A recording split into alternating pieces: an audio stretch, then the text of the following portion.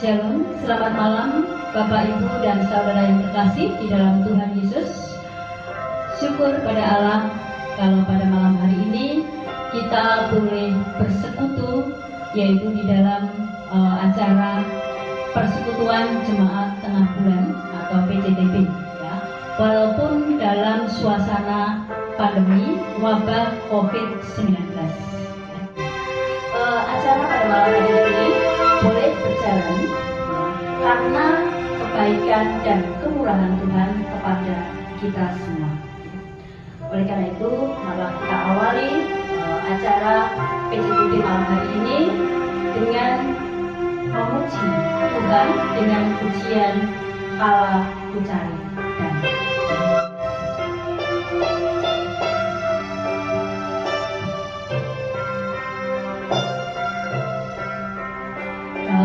Aku cari damai, hanya ku dapat dalam Yesus.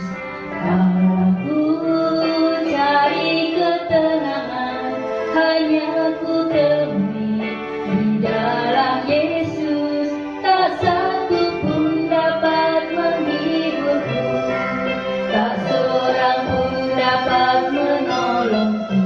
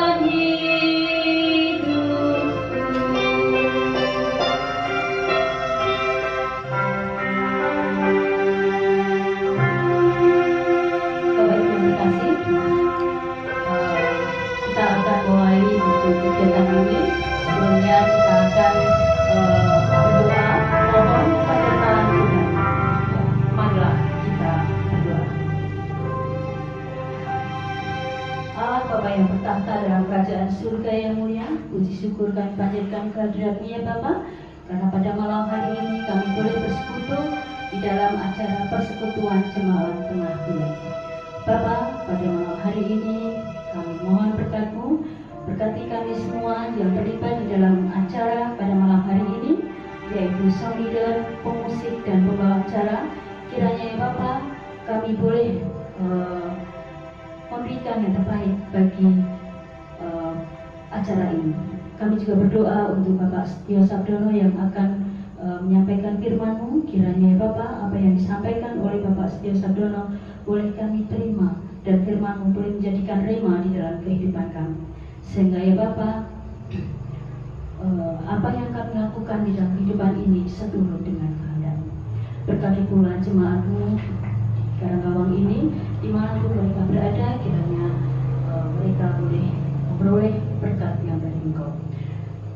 Berkati acara pada malam hari ini ya Bapa, dari awal, pertengahan hingga akhirnya. Kami serahkan acara ini ke dalam tangan kasih-Mu. Dalam nama Tuhan Yesus kami berdoa dan mengucap syukur. Amin. Menyiapkan hati kita dan dengan memuji pujian seperti rusa rindu sungai.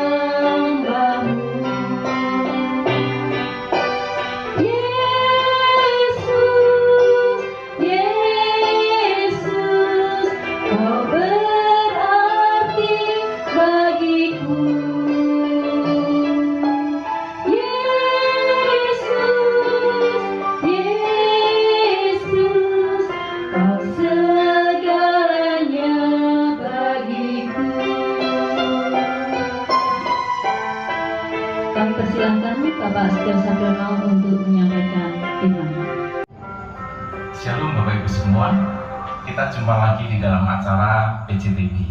Kali ini kita akan membahas sebuah tema, yaitu tentang harta surgawi. Tapi sebelumnya kita akan berdoa untuk firman Tuhan. Mari kita berdoa. Bapa dalam surga, Engkau sungguh baik ya Tuhan. Kami semua akan mendengar sabda-Mu yang kudus dan berkuasa. Biarlah Tuhan sendiri akan mengaruniakan kepada kami hikmat kepandian akan berdiri di surga, sehingga kami boleh mengerti sabda Tuhan yang kudus dan berkuasa ini. Berbicara kepada kami semua, karena kami siap untuk mendengarkan sabda-Mu. Dalam nama Tuhan Yesus, yang berdoa dan ucap syukur. Amin.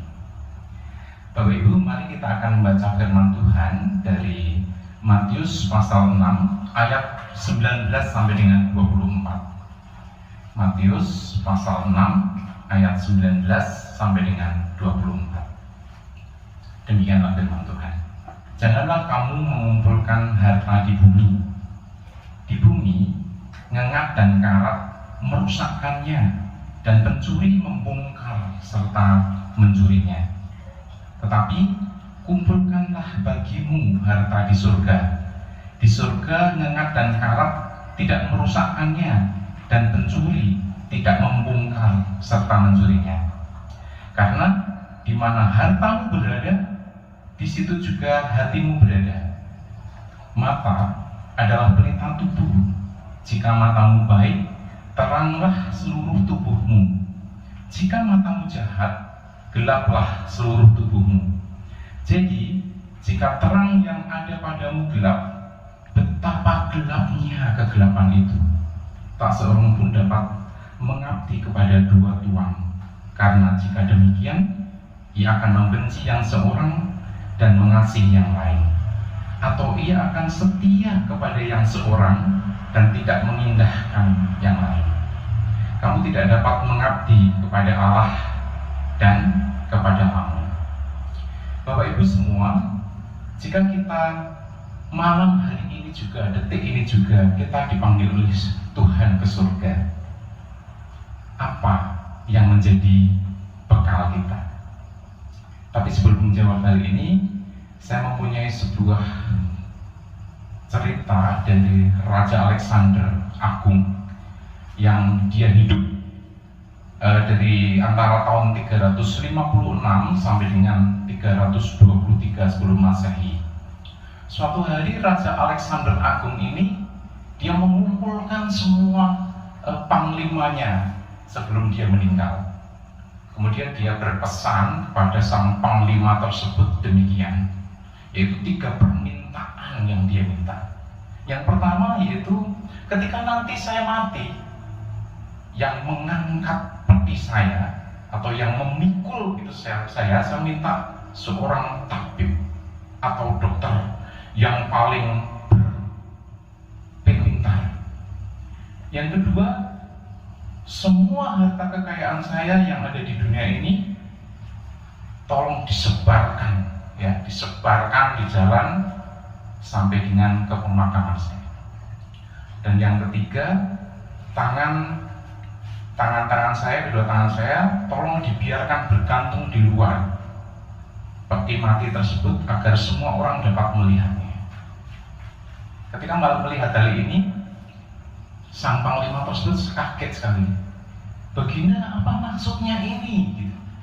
Kemudian sang Raja Alexander Agung ini menerangkan, saya ingin tabib atau dokter yang terbaik yang membawa peti mati saya untuk menunjukkan bahwa saat kita dijemput oleh ajal kematian, bahkan tabib atau dokter yang terbaik sekalipun di dunia ini tidak ada yang sanggup untuk mengembalikan hidup saya. Tidak ada seorang tabib pun atau dokter yang paling hebat di dunia ini yang bisa menyembuhkan saya dari kematian. Yang kedua, saya ingin jalan menuju ke pemakaman ditaburi kemakmuran material yang kami peroleh di bumi itu akan lenyap tinggal di bumi dan tidak akan dibawa di dalam alam kematian. Dan yang ketiga, saya ingin tangan saya terayun di luar peti mati agar orang-orang mengerti bahwa ketika kita datang ke bumi ini dengan tangan kosong dan ketika kita meninggalkan dunia ini juga dengan tangan yang kosong. Dari kisah ini, Bapak Ibu, kita diingatkan pada 2 hal. Yang pertama yaitu bahwa kekayaan material yang kita kumpulkan di dunia ini tidak ada artinya sama sekali. Bahwa pada waktu kita mati, kita tidak akan pernah membawa kembali ke dalam alam kematian kita. Dan yang kedua, pergunakanlah waktu yang ada untuk mengisinya dengan sebaik mungkin, karena jika waktu dan jam kehidupan yang dipercayakan kepada kita telah habis dan kita belum mengisi kehidupan itu dengan sesuatu yang baik, yang memuliakan Tuhan dan yang bermanfaat bagi sesama, maka kita tidak akan pernah mengulang kembali kehidupan yang telah berlalu. Tuhan Yesus sebagai Mesias Juru Selamat kita mengingatkan hal ini akan sabdanya, yaitu hendaklah kita mengumpulkan harta di surga agar ngengat dan karat tidak merusakkannya dan pencuri tidak membongkar serta mencurinya. Matius 6 ayat 20. Lalu pertanyaannya adalah, apakah harta surgawi itu?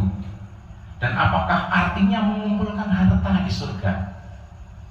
Harta di surga yaitu berbuat kebajikan sebagai tanda kasih kita kepada Tuhan, sebagai tanda ucapan syukur bahwa kita telah ditebus oleh kuasa darah Yesus dan kita dikaruniai kehidupan yang kekal. Jadi jika kita yang sudah diselamatkan namun tidak pernah berbuat kebaikan di dalam kehidupannya, itu artinya kita tidak pernah mengumpulkan harta di surga. Mengapa kita harus melakukan perbuatan yang baik? Karena yang pertama, bahwa perbuatan baik itu menjadi pakaian kita.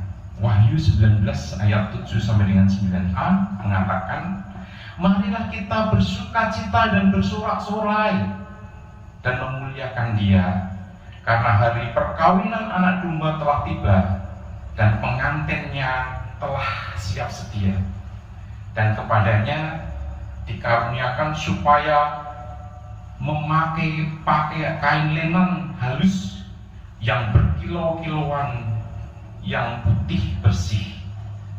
Lenan halus itu adalah perbuatan-perbuatan yang benar dari orang-orang kudus.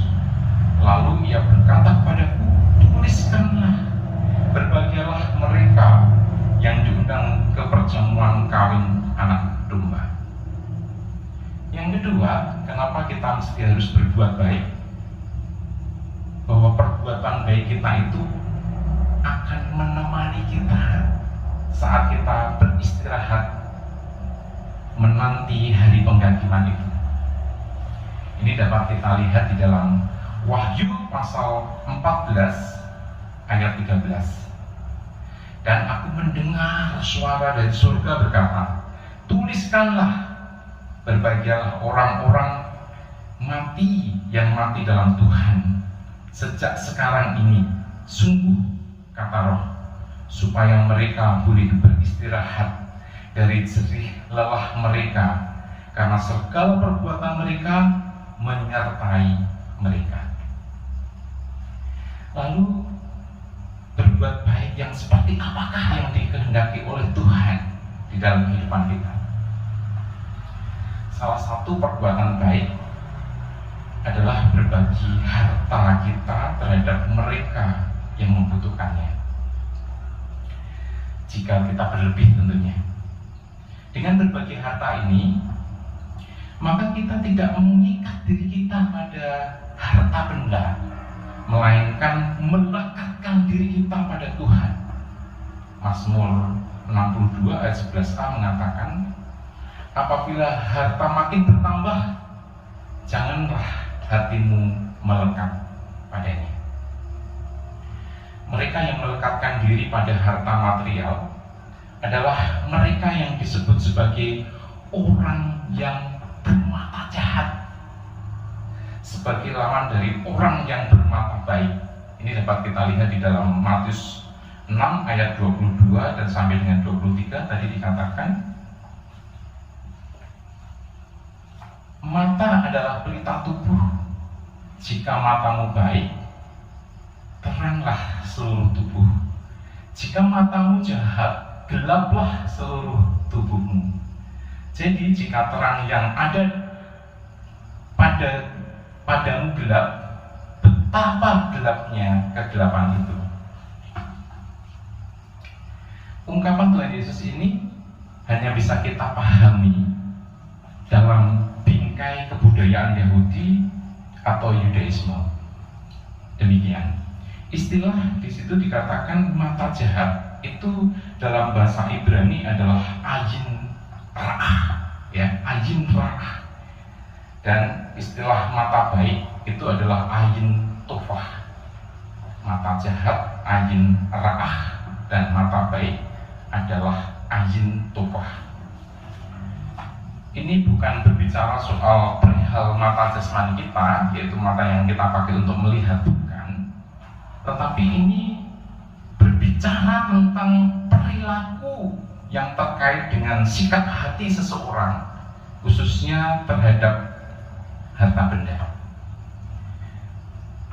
Mata jahat atau ayin ra'ah dalam kebudayaan Yahudi itu bermakna sebagai orang yang jahat, kikir, dan pelit. Dan mata baik atau ayin tufah itu bermakna sebagai orang yang suka memberi atau orang yang dermawan dan baik budi. Ini bisa kita lihat di dalam Misnah, yaitu literatur bangsa Yahudi dari generasi ke generasi. Dalam Misnah tersebut, yaitu pada bab Avot 5 ayat 22. Avot itu adalah bab para ayah, ya. Jadi seperti Alkitab kita itu kan ada Mazmur, ada Kejadian, Keluaran, dan sebagainya, ya. Nah, ini dalam Misnah itu juga ada seperti itu, yaitu Misnah Avot pasal 5 ayat 22. Di situ dikatakan bahwa murid-murid Abraham itu memiliki 3 ciri, yaitu ayin tufah, ruahni muhnah, nefes sifalah. Artinya apa? Ayin tufah adalah mata yang baik, ruah nemukah itu adalah kerendahan hati, dan nefes sifalah itu adalah jiwa yang terbuka. Dan sebaliknya, sedangkan murid-murid Bileam dikatakan di situ memiliki ciri-ciri sebaliknya, yaitu adalah ayin ra'ah, ruah kifuha, nefes rekafa, mata yang buruk atau ruah kifuha, ya, ruah kifuha atau tinggi hati, dan nefes rekafa itu jiwa yang tertutup. Jadi orang yang bermata jahat alias orang yang melekatkan dirinya dengan harta benda dan kikir, tentu saja itu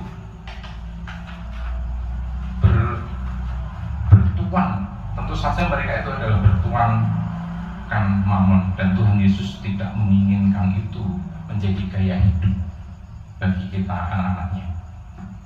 Lalu perbuatan apakah yang harus kita lakukan untuk sangu kita ketika kita meninggalkan dunia ini?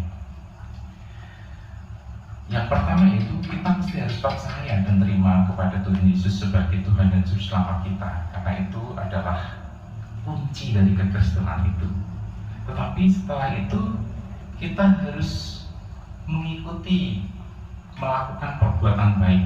Kata Yohanes Pembaptis, yaitu hasilkanlah buah-buah yang sesuai dengan pertobatan. Apakah buah-buah yang sesuai dengan pertobatan itu? Barang siapa mempunyai 2 helai baju, hendaklah ia membagikannya dengan yang tidak punya.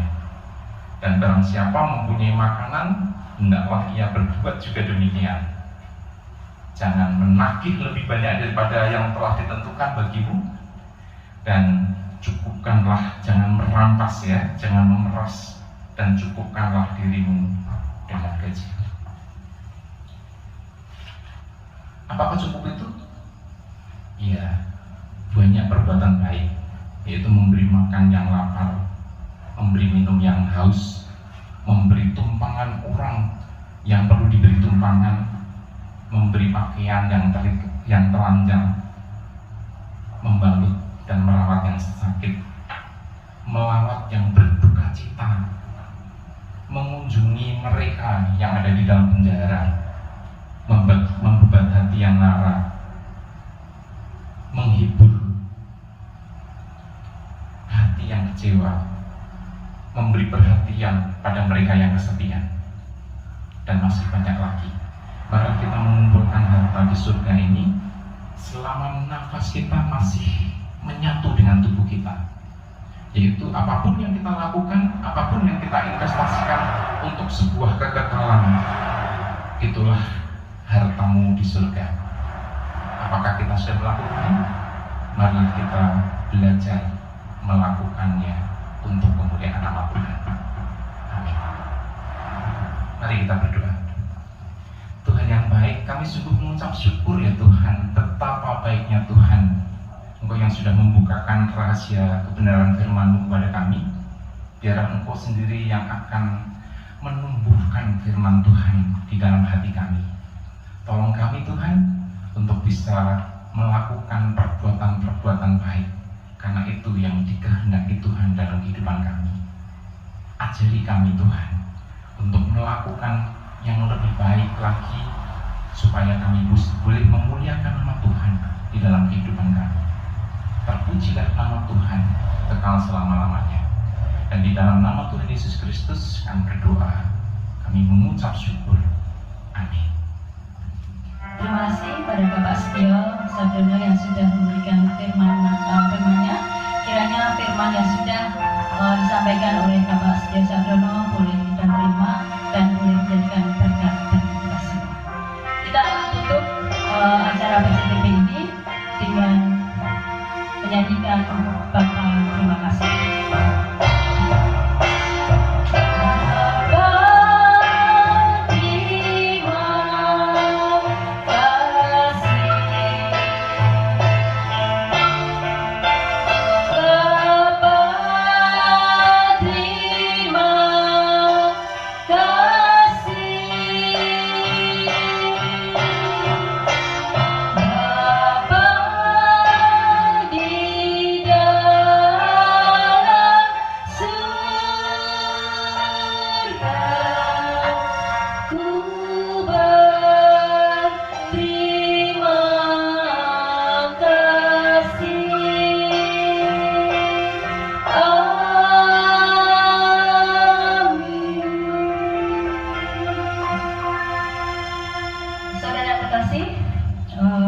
Acara PCTP ini sudah selesai dan PCTP kali ini berbeda dengan PCTP yang sebelumnya.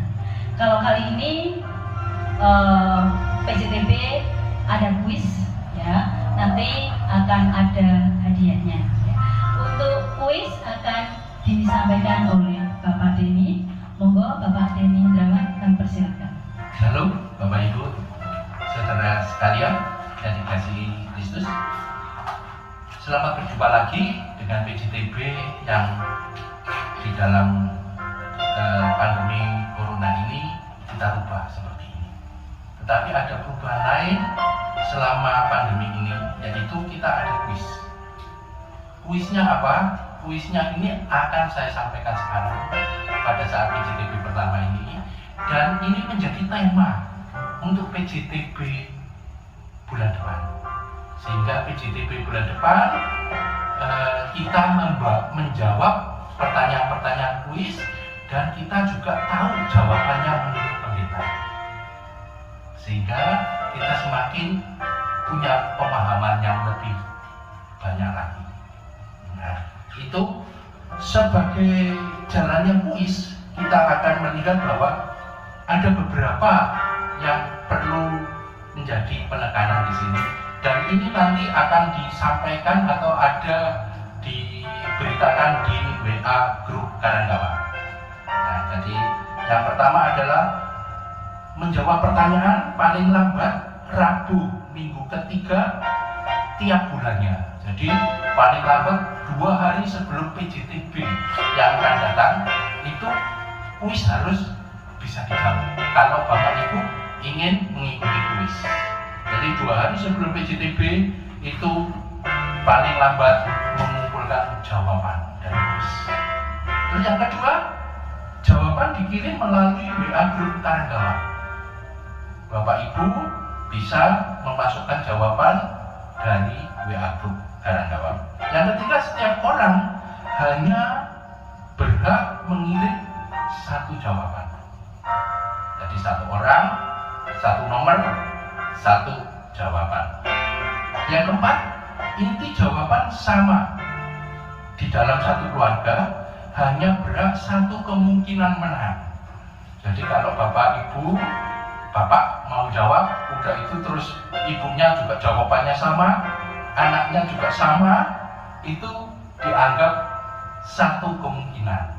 Jadi tidak ada nanti yang juaranya nomor satu keluarga, nomor dua satu keluarga, selama jawabannya intinya sama.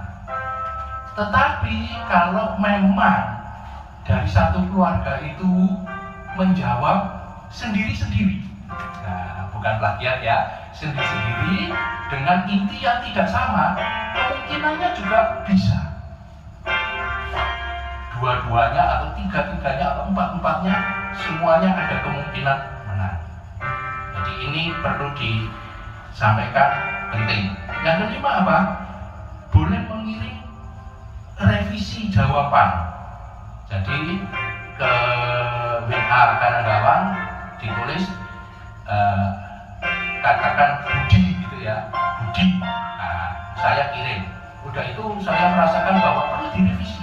Saya nanti buat Budi 2, 1. Kalau mungkin direvisi lagi menjadi Budi 2. Dan yang menjadi penilaian adalah yang terakhir. Jadi Budi 2 yang akan dimasukkan penilaian. Yang Budi dan Budi 1 tidak dianggap ada. Jelas ya? Yang berikutnya apa?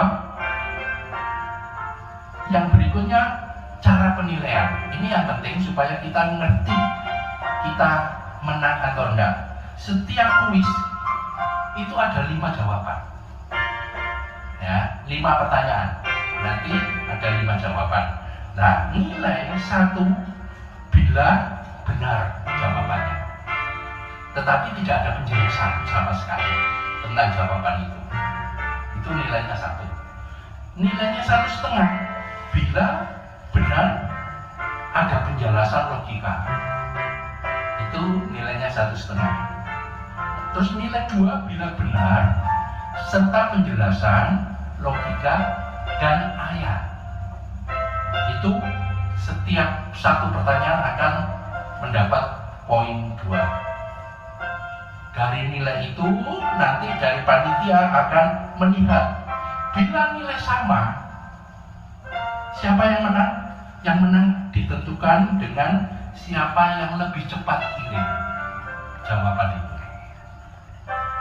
Itu yang menjadi pemenang.